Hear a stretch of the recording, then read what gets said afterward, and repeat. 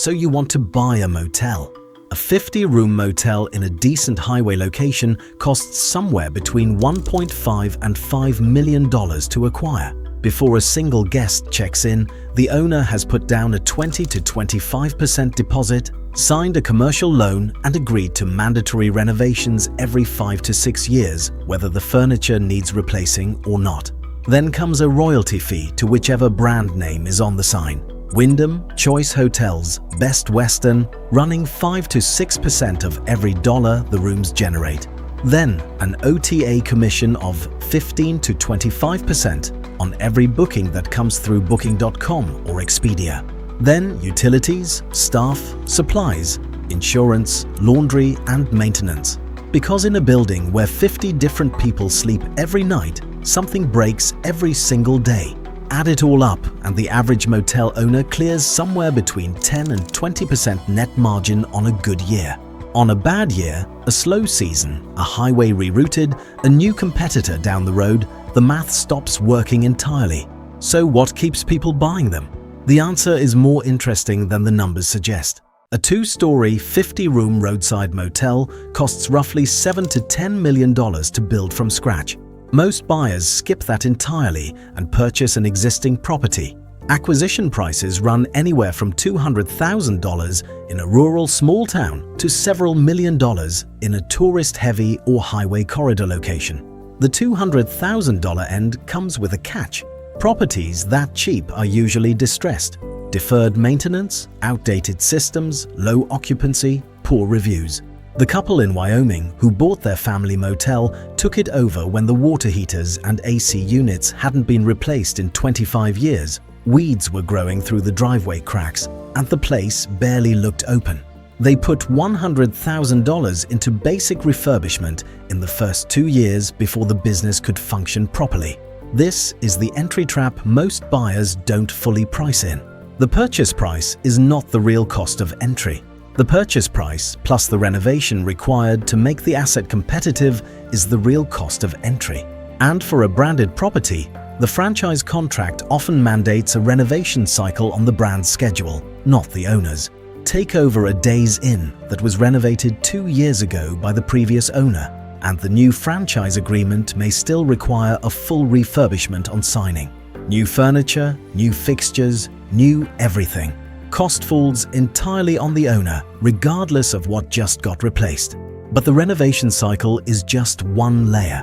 The real financial architecture of a motel becomes visible when the brand name on the sign gets examined carefully. Here's a number worth sitting with.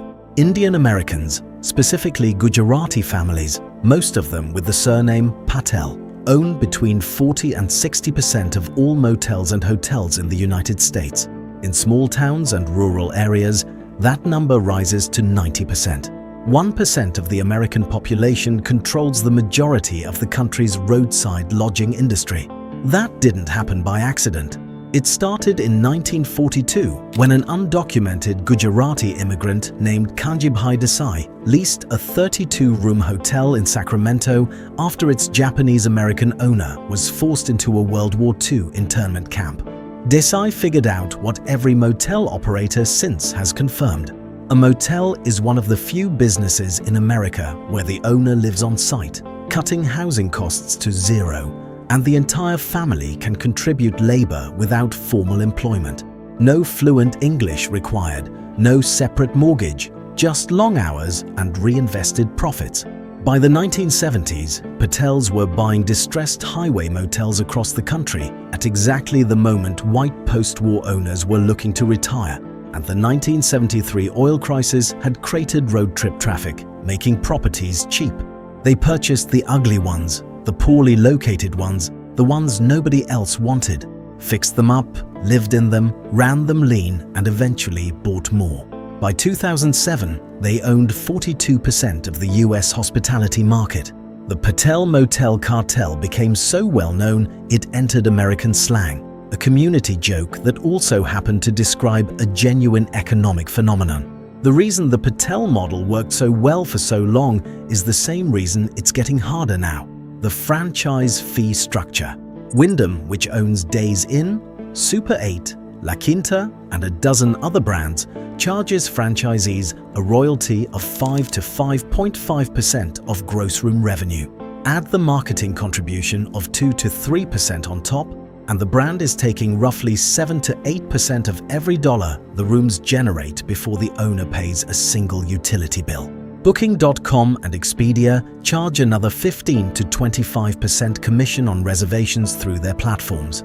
On a room that sells for $85 a night, the owner might net $55 after brand fees and OTA commissions, before housekeeping, before laundry, before maintenance, before the loan payment. The franchise offers something real in return: brand recognition, a reservation system, loyalty program access, and travelers who specifically search for familiar names. A Super 8 in a town nobody knows gets found. An independent motel with no brand in the same town often doesn't. That's the trade. The brand provides the customer flow. The owner provides the labor, the capital, and the risk. A 50-room motel on a decent night has 40 to 50 checkouts by 11 a.m. and 40 to 50 check-ins starting at 3 p.m. That 4-hour window is the operational pressure point of the entire business. Every room stripped, cleaned, restocked, and inspected before the next guest arrives. On a slow Tuesday, manageable. On a Friday, when every room is full and everyone checks out simultaneously, it's organized chaos. And the owner is often in a cleaning uniform when staff runs short. Laundry is its own category. 50 rooms, times 2 guests, times sheets, pillowcases, towels, and washcloths equals a volume of linen running through commercial washers all day. The Motel model solved this with an innovation that is now industry standard: a washer and dryer behind the front desk, operated by whoever is on night shift, so the morning crew starts with clean inventory already folded. Then there's the guest problem. Most guests are road trippers, families, contract workers needing somewhere affordable. But at the budget end of the market, a motel also attracts guests who have nowhere else to go. Extended stays, week-to-week arrangements, situations that blur the line between hospitality and social services. Owners living on site navigate this every day, often without backup. In June 2024, a motel manager in Oklahoma named Hemant Maestri was killed at his property. The year before, a manager in Dallas was killed by a co-worker with a violent criminal history. These reflect the structural vulnerability of an owner or manager who is alone, on site, and often the only person standing between a guest dispute and a bad outcome. The franchise brochure doesn't mention this part. Here's what the motel business actually is underneath the cash flow and the franchise fees.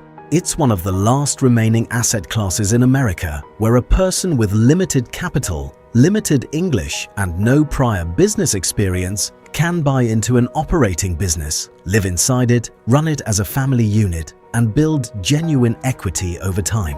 The Patel community didn't stumble into motel ownership.